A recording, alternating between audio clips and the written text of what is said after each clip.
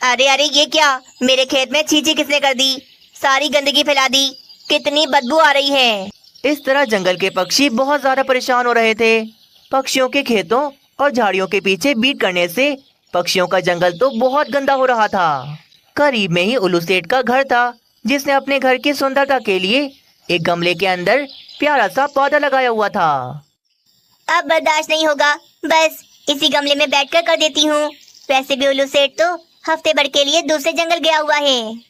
रानी कौवी उसी गमले में बैठकर बीट कर देती है और फिर फौरन वहां से भाग जाती है। अरे बाप रे, कितना ज्यादा थक गया हूँ। घर जाकर बस आराम करूँगा। वैसे भी इस जंगल से कितनी बदबू आ रही है। जगह जगह पक्षियों ने बीट करके रखी है। उल्लू सेठ जैसे ही अपने घर के पास आता है, उसे तो बहुत गंदी बदबू आती है। वे देखता है उसका वे गमला तो पूरी तरह से सड़ चुका था। उल्लू सेठ को बहुत ज्यादा गुस्सा आ जाता है। आखिरकार वे अपने जंगल में वॉशरूम बनाने की ठान लेता है। शाम तक तो वॉशरूम बनकर तैयार हो जाता है। बस पाइपलाइन डालनी रह गई थी। थोड़ी देर के बाद पाइपलाइन भी डल जाती है, पर वे तो सीधा नदी के पानी में जा रही थी। पर अब जंगल के पक्षियों को तो बहुत आसानी हो गई थी। वे तो आराम से वॉशरूम में आकर हल्के हो जाते थे। इसी तरह फिर 6 महीने गुजर जाते हैं। पक्षियों की जिंदगी तो बहुत ही आसान हो गई थी। परंतु एक समस्या थी। वॉशरूम का सारा गंदा पानी तो नदी में जा रहा था, जिस कारण नदी का पानी भी काफी ज्यादा गंदा और काला हो रहा था। हाय रे, मैं ये क्या देख रहा हूँ? आखिर ये कौन सी आफत आ गई जो इतनी सारी मछलियाँ साहिल पर आकर मर गईं? पता नहीं ऐसा क्या हो गया। हाँ, एक काम करता हूँ, सभी पक्षियों को जमा कर लेता हूँ। कबूतर भागा भागा पक्षियों के पास चला जाता है और थोड़ी देर में फिर सारे पक्षियों को वहाँ पर जमा कर लेता है। ओहो, ये तो बहुत बुरा हुआ। पर ये हुआ कैसे? समुंदर में तो कोई तूफान भी नहीं आया, तो फिर ये इतनी सारी मछलियाँ कैसे मर गईं? अरे मीनू चिड़िया, इतना क्यों परेशान कर रही हो सबको? ये समुंदर है, कोई ना कोई तूफान आ गया होगा, हमें पता नहीं चला होगा। हाँ हाँ, कालू कौवा आज पहली बार कोई सही बात कर रहा है। जरूर कोई तूफान आ गया होगा, जिसकी वजह से ये सारी की सारी मछलियाँ मर गईं। शायद ऐसे ही हुआ होगा। सभी पक्षी इस बात पर ज्यादा ध्यान नहीं देते और वहाँ से चले जाते हैं। अगले दिन सुबह दोबारा से साहिल पर काफी सारी मछलियाँ आकर मरी हुई थीं। अरे ये क्या, आज भी इतनी सारी मछलियाँ मर गईं। अरे बाप रे, ये क्या हो रहा है? जरूर कोई और ही मामला है। समुंदर में रोजाना तूफान थोड़ी ना आता है जो इतनी सारी मछलियाँ रोजाना मर रही हैं। हाँ यार मीनू चिड़िया, तुम ठीक कह रही हो। जरूर समुंदर में कुछ ऐसा है जिसकी वजह से रोजाना इतनी सारी मछलियाँ मर रही हैं। पर कालू कौवे, हम कैसे पता करें कि ये मछलियाँ क्यों मर रही हैं? हमें तो स्विमिंग भी नहीं आती जो हम समुंदर के अंदर जाकर देखें। पक्षियों को कुछ पता नहीं चलता। इस बार भी वे बिना कुछ कहे वहाँ से चले जाते हैं। फिर इसी तरह पूरा 1 महीना गुजर जाता है। मछलियाँ तो रोजाना ही काफी तादाद में मर रही थीं। पक्षियों को तो पता ही नहीं था कि वे मछलियाँ तो सिर्फ गंदे पानी की वजह से मर रही हैं। एक दिन फिर उसी नदी से एक बड़ी सी मछली निकलकर बाहर आ जाती है। तुम सब पक्षी बहुत बुरे हो। अपने आराम के लिए जंगल में वॉशरूम बनवा दिया और उसकी गंदी पाइपलाइन हमारे समुंदर में छोड़ दी। अरे तो समुंदर की मछली, तुम्हें क्या है, हम जो भी करें। तुम्हारे वॉशरूम के गंदे पानी की वजह से देखो हमारा समुंदर कितना गंदा हो गया। पानी कितना ज्यादा काला हो गया हमारा। और इसी गंदे पानी की वजह से हमारी काफी सारी मछलियाँ रोजाना मर रही हैं। पर बस अब बहुत हो गया। अपनी ये पाइपलाइन यहाँ से हटाकर कहीं और ले जाओ, वरना तुम सब पक्षियों के साथ अच्छा नहीं होगा। अरे धमकी कैसे दे रही हो? हमारी पाइपलाइन तो यहीं रहेगी, हम तुमसे डरते नहीं हैं। कालू कौवे रुक जाओ, इनकी बात तो सुनो जरा। ये भी बिल्कुल ठीक कह रहे हैं। देखो तो जरा, हमारे गंदे पानी की वजह से ये समुंदर का पानी भी कितना ज्यादा गंदा हो गया। हाँ, मैं अपनी प्रजा को रोजाना इस तरह मरते हुए नहीं देख सकती। बस बहुत हो गया। अपनी ये पाइपलाइन हटा दो यहाँ से, ताकि हमारे समुंदर का पानी बिल्कुल साफ हो जाए। हाँ समुंदर की रानी, हम मानते हैं आपकी बात। हम समझ गए कि हमारी गलती है। आप परेशान न हो, हम आज ही अपने वॉशरूम की ये गंदी पाइपलाइन यहाँ से हटा देंगे। बहुत अच्छे, जल्दी से हटा दो ताकि हमारे समुद्र का पानी पहले की तरह साफ सुथरा हो जाए। बस फिर सभी पक्षी पैसे मिलाते हैं और जमीन में लंबा सा खड्डा खोदकर वे नई पाइपलाइन डाल देते हैं। अब तो वॉशरूम का सारा गंदा पानी सीधा मैन होल में जाता था। पक्षियों, वैसे हम बहुत गलत कर रहे थे। हमने एहसास ही नहीं किया कि हमारी वजह से पानी कितना गंदा हो रहा है और हमारी वजह से बेचारी कितनी सारी मछलियां मर गईं। पक्षियों को अपनी गलती पर बहुत ही अफसोस था। फिर कुछ ही दिनों के बाद उस समुद्र का पानी पहले की तरह बिल्कुल साफ सुथरा हो जाता है। प्यारे दोस्तों, अगर आप सबको ये कहानी पसंद आई तो वीडियो को जरूर लाइक करें और ऐसी ही कहानियाँ देखने के लिए चैनल को जरूर सब्सक्राइब कर लें। बुलबुल भागी भागी सभी महिला पक्षियों के पास आती है। अरे बहनों, जग्गू पक्षी ने चूड़ियों पर सेल लगा दी है। 2 दर्जन चूड़ी लेने पर 1 दर्जन चूड़ी फ्री। क्या बात कर रही हो? क्या सच में 2 दर्जन चूड़ी लेने पर 1 दर्जन चूड़ियाँ फ्री? हाँ हाँ रानी कौवी, जग्गू पक्षी ने तो बड़ा सा सेल का बोर्ड भी लगाया हुआ है और मैंने उससे पूछा तो उसने कहा 2 दर्जन चूड़ियों पर 1 दर्जन चूड़ियाँ फ्री। अरे वाह, ये तो बहुत ही अच्छी सेल लगाई है जग्गू पक्षी ने। चलो दोस्तों, हम सब चूड़ियाँ खरीदने चलते हैं। हाँ हाँ चलो चलते हैं मीनू चिड़िया के घर पर, उसे भी साथ ले चलते हैं। सारी महिला पक्षी मीनू चिड़िया के घर पर चली जाती हैं। मीनू चिड़िया चलो, हम तुम्हें लेने आए हैं। पता है, जग्गू पक्षी ने चूड़ियों पर सेल लगा दी। 2 दर्जन चूड़ियों पर 1 दर्जन चूड़ियाँ फ्री। हाँ हाँ मीनू चिड़िया, चलो जल्दी से, कहीं ऐसा ना हो हमारे जाने से पहले ही वे सारी चूड़ियाँ बिक जाएं। मेरे पास तो बिल्कुल भी समय नहीं है, मुझे सर्दियों के लिए कंबलें तैयार करनी है। तुम सब चले जाओ। क्या मीनू चिड़िया, हर समय कंबलें बनाती रहती हो? अभी तो सर्दी आने में भी कुछ दिन हैं। तुम्हें तो पता ही है ना, हर ठंडी के मौसम में मैं कंबलों का व्यापार करती हूँ। ठंडी आने से पहले पहले मुझे काफी सारे कंबल तैयार करने होंगे। चलो चलो भाई, मुझे पता था मीनू चिड़िया नहीं आएगी। कहीं ऐसा ना हो मीनू चिड़िया की वजह से हम भी चूड़ियों से हाथ धो बैठे। सारी महिला पक्षी सेल का नाम सुनकर पागल हो गई थीं।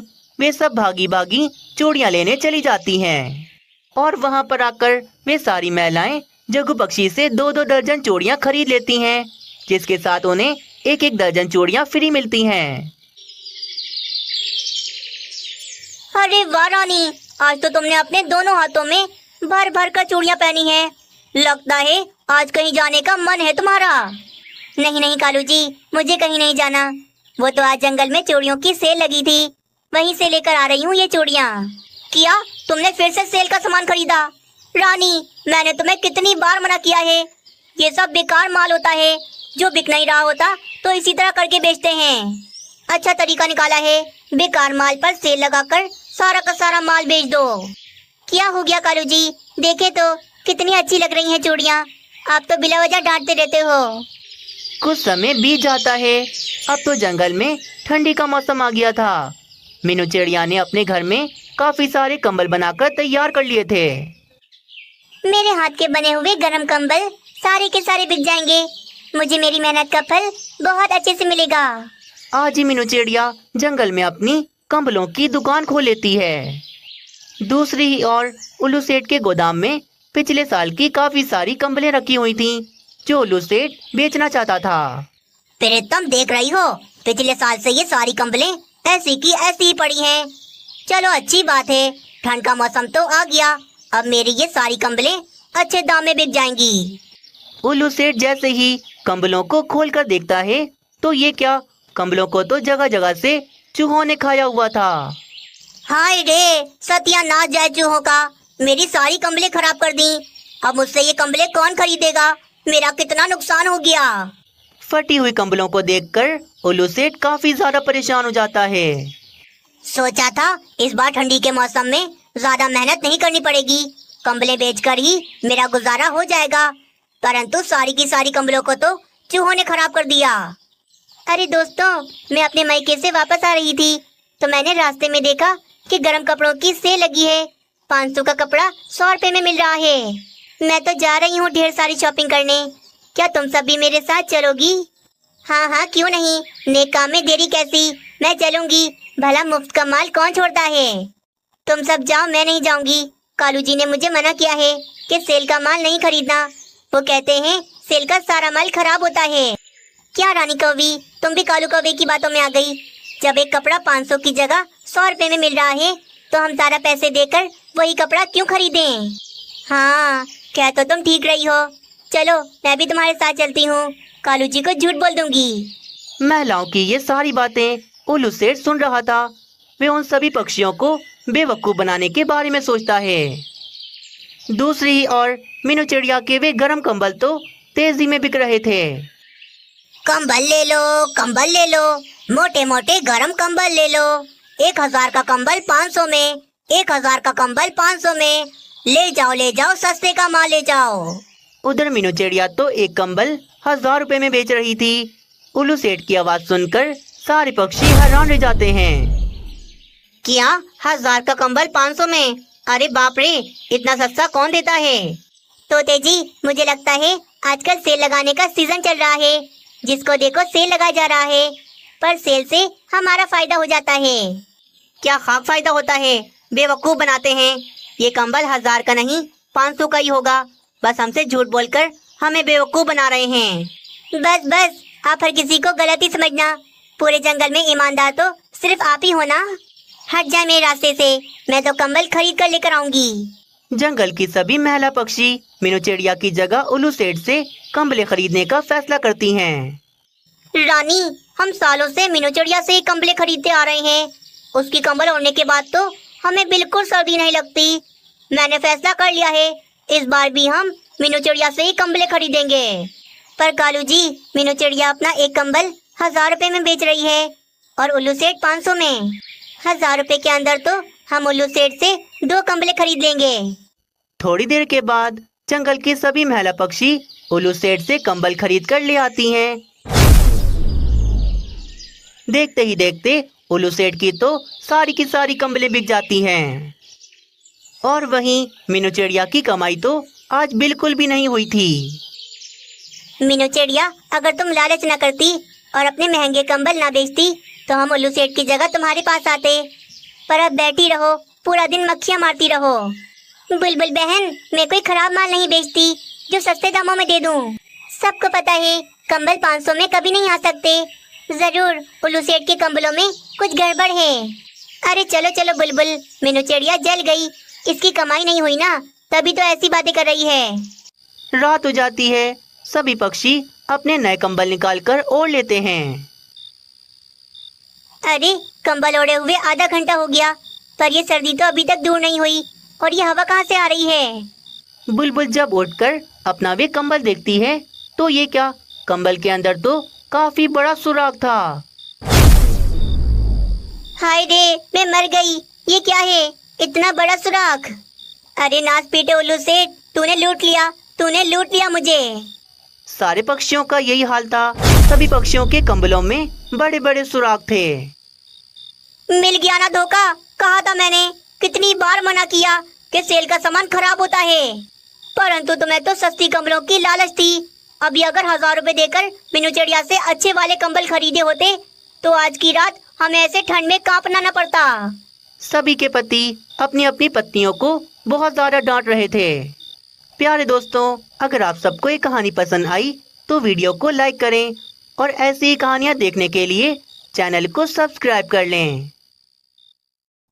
तोता बेचारा एक मेहनतकश मजदूर था, इसीलिए उसका परिवार भी बहुत गरीब था। कभी कभी तो ऐसा भी होता कि तोते के घर में खाने के लिए बिल्कुल भोजन नहीं होता था। तोते जी, मैं जानती हूँ आप बहुत मेहनती हो। सारा सारा दिन मेहनत मजदूरी करके आप हमारा पेट पालते हो। पर मुझे ऐसा लगता है हमारे नसीब में कुछ बड़ा लिखा ही नहीं। हम सारी जिंदगी इसी तरह गरीबी में गुजारेंगे। पत्नी जी निराश नहीं होते। वो कहते हैं ना, मुश्किल के बाद आसानी है। देखना, आज हमारे बुरे दिन हैं तो कल हमारे भी अच्छे दिन आएंगे। अच्छा तोती जी, अभी बहुत भूख लग रही है, चलो भोजन तो लगा दो। ये आखिरी के 100 रुपए बचे हैं जो आपने कल मजदूरी करके कमाए थे। तोते जी, इन पैसों से कोई भोजन लेकर आ जाएं, क्योंकि घर में तो बिल्कुल भोजन नहीं। बेचारे तोते को काम भी बड़ी मुश्किलों से मिलता था। उसके घर में बस ये आखिरी के 100 रुपए बचे थे और आगे उसके पास कोई काम भी नहीं था जिससे वे पैसे कमा सके। कालू जी ये देखें, कल मेरे भाई ने मुझे नई चक्की ला कर दी। अब आपकी ये पुरानी चक्की मेरे किसी काम की नहीं, आप ले जाकर इसे बेच दो। वैसे रानी, मेरी ये चक्की भी बिल्कुल ठीक है, इसमें कौन सी खराबी है। पर हाँ, तुम्हारे भाई ने तुम्हें नई चक्की ला कर दे दी, अब तुम मेरी इस पुरानी चक्की को कहाँ पूछोगी। बस बस कालू जी, ज्यादा बड़बड़ न करें, जितना बोला है उतना करें। इस चक्की को उठाएं और किसी भंगार वाली दुकान पर देकर आ जाएं। कालू कौवा अपनी चक्की उठाता है और भंगार की दुकान पर चला जाता है। उल्लू सेठ, मुझसे ये चक्की खरीद लो, बिल्कुल ठीक है, ये जरा सी खराबी नहीं इसमें। कालू कौवे, ये चक्की मुझे बहुत पुरानी लगती है। इस चक्की के मैं सिर्फ तुम्हें 20 रुपए तक दे सकता हूँ। 20 रुपए? ना बाबा ना, 20 रुपए से भला मेरा क्या फायदा होना है। इससे बेहतर ये चक्की मैं किसी को ऐसे ही दे दूँ। कालू कौवा अपनी चक्की लेकर वापस चला जाता है। तोते, कहाँ जा रहे हो और बहुत परेशान भी लग रहे हो, बताओ क्या बात है। कालू कौवे यार, बहुत परेशान हूँ, आजकल कोई काम वाम नहीं मिल रहा। बस ये आखिरी के 100 रुपए बचे हैं जिससे मैं भोजन लेने जा रहा हूँ। वैसे जहाँ तक मैं जानता हूँ ये तोता बहुत बेवकूफ है, इससे मैं आसानी से अपने जाल में फंसा सकता हूँ। तोते भाई, मैं तो कहता हूँ तुम मुझसे ये चक्की खरीद लो। इस चक्की को खरीदते ही तुम्हारे दिन बदल जाएंगे। क्यों भाई कालू कौवे, इस चक्की में ऐसा क्या है? क्या नहीं, बल्कि बहुत कुछ है इसमें। जादुई चक्की है ये, जो मांगो वो दे देती है। कालू कौवे यार, मजाक न करो, मुझे भोजन लेकर घर पर भी जाना है। यार मैं मजाक नहीं कर रहा, रुको जरा, तुम अपनी आंखें बंद करो, मैं तुम्हें इस जादुई चक्की का चमत्कार दिखाता हूँ। कालू कौवे के कहने पर तोता अपनी आंखें बंद कर लेता है। अब देखना तोते, मैं इस चक्की से जो कुछ मांगूंगा वो मुझे अभी के अभी दे देगी। अच्छा चलो मांगो मांगो, मैं भी देख लेता हूँ। सामने ही सेब का बड़ा पेड़ लगा हुआ था। कालू कौवा उस पेड़ से 2 सेब तोड़ लेता है। चक्की चक्की मुझे 2 सेब दे दे, आबड़ा कदाबड़ा गिली गिली छू। कालू कौवे ने तो पहले से ही 2 सेब तोड़कर चक्की पर रख दिए थे। वे तो तोते को सही का बेवकूफ बना रहा था। चलो तोते, अपनी आंखें खोलो। तोता अपनी आंखें खोलता है। वे 2 सेब देखकर काफी ज्यादा हैरान रह जाता है। अरे बाप रे, ये चक्की तो वाकई में जादुई है। कालू कौवे ने सेब मांगे और इसने सेब दे भी दिए। हाँ तो मैं नहीं कहता था। कालू कौवे, ये चक्की तो मुझे बेच दो, मैं तुमसे खरीद लूंगा। हाँ ठीक है, वैसे तुम बहुत गरीब हो, इसीलिए ये चक्की मैं तुम्हें 100 रुपए में दे दूंगा। लाओ, ये 100 रुपए तुम्हारे पास है, ये मुझे दे दो। तोता अपने आखिरी के 100 रुपए कालू कौवे को दे देता है और उस चक्की को जादुई चक्की समझकर कालू कौवे से खरीद कर ले जाता है। मजा आ गया, कैसा बेवकूफ बनाया मैंने तोते को। इस चक्की के मुझे 20 रुपए मिल रहे थे और मैंने तोते को बेवकूफ बनाकर अपनी पुरानी सी चक्की 100 रुपए में बेच दी। उधर घर में तोता भोजन लाने के बजाय पुरानी सी चक्की खरीद कर ले आया था। तोते जी, आप ये चक्की लेकर क्यों आ गए? आप तो भोजन लेने गए थे ना। तोता अपनी पत्नी को सारी बात बताता है। अभी तुम देखना तोती, मैं इस जादुई चक्की से जो भी मांगूंगा वो हमें अभी के अभी दे देगी। तोता फिर उसी तरह बोलता है जैसे कालू कौवा बोल रहा था। चक्की चक्की दाल निकाल, आबड़ा कदाबड़ा गिली गिली छू। तोता और तोती तो देखते रह जाते हैं, पर वे चक्की तो अपना कोई जादू नहीं दिखाती। तोते जी ये क्या, आप तो बोल रहे थे ये जादुई चक्की है, कहाँ गया इसका जादू? पत्नी जी माँ कसम, कालू कौवे ने मेरे सामने इस चक्की से सेब मांगे थे और इस चक्की ने कालू कौवे को 2-2 सेब दे दिए थे। अरे चक्की, क्या हो गया तुझे? हम गरीबों के साथ ऐसा क्यों कर रही है? तोता एक बार फिर से उस चक्की से कुछ मांगता है, पर वे चक्की अपना जरा सा भी जादू नहीं दिखाती। मैं समझ गई तोते जी, वे कौवा बहुत चालाक है, आपके पास 100 रुपए देके तो आपको बेवकूफ बना दिया उसने। हाँ, उस कालू कौवे को छोड़ूंगा नहीं, अभी जाकर उसे बताता हूँ। गुस्से में तोता वे चक्की लेकर कालू कौवे के घर पर आ जाता है। ओए कालू कौवे, ये बेवकूफ किसी और को बनाना, मेरे पैसे मुझे वापस करो। मैं जान गया हूँ ये चक्की बिल्कुल मामूली सी है। अरे जाओ जाओ यहाँ से, तुम्हारे सामने ही तो मैंने इस चक्की का जादू दिखाया था। जाओ जाओ, मुझे तंग ना करो अब। यार कालू कौवे, ऐसा ना करो, वो आखिरी के 100 रुपए थे, मुझे वापस कर दो। मेरे घर में मेरी पत्नी और मेरे 2 बच्चे भूखे बैठे हैं, उन्हें भोजन खिलाना है मुझे। तोता इतना बोलता है, पर कालू कौवे को जरा दया नहीं आती और वे तोते को अपने घर से बाहर निकाल देता है। तोता बेचारा निराश होकर उस चक्की को लेकर वापस अपने घर पर आ जाता है। एक तो पहले ही कोई काम नहीं मिल रहा, ऊपर से जो पैसे पड़े थे वो भी उस कालू कौवे ने लूट लिए। तोता बेचारा कमजोर था, इसीलिए वे कालू कौवे का कुछ नहीं बिगाड़ सकता था। तोते का पूरा परिवार सुबह से भूखा था, उन्होंने सुबह से अब तक कुछ भी नहीं खाया था।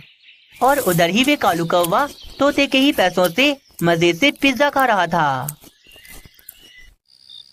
रात हो रही थी, बेचारे तोते का गरीब परिवार आज भूखा ही सो जाता है। मुझे पता है तोते का परिवार बहुत गरीब है। आज बेचारा पूरा परिवार भूखा सो गया, पर अब से ऐसा नहीं होगा।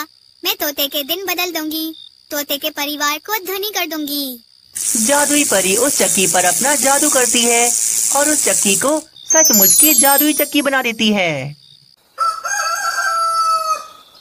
एक बार मैं चक्की से अपनी कोई इच्छा मांगता हूँ, क्या पता ये चक्की मेरी बात सुन ले।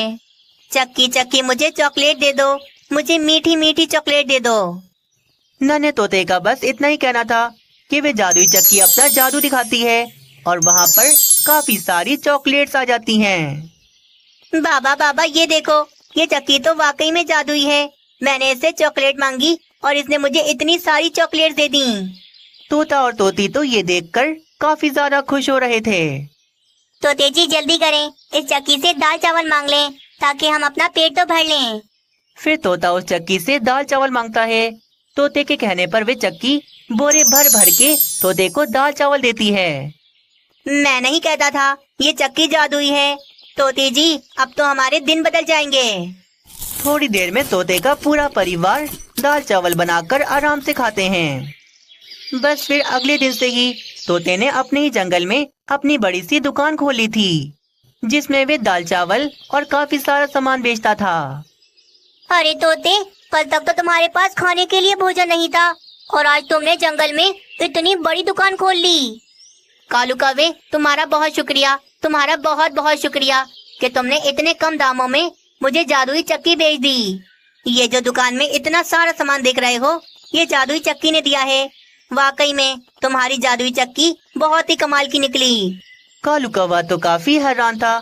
उसे तो समझ नहीं आ रहा था कि एक मामूली सी चक्की जादुई चक्की कैसे बन सकती है। कुछ ही दिनों के बाद तोता उसी जंगल में अपना एक बड़ा सा घर खरीद लेता है।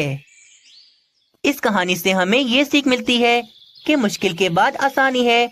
अगर आज हमारा बुरा दिन है तो कल हमारा अच्छा दिन भी जरूर आएगा।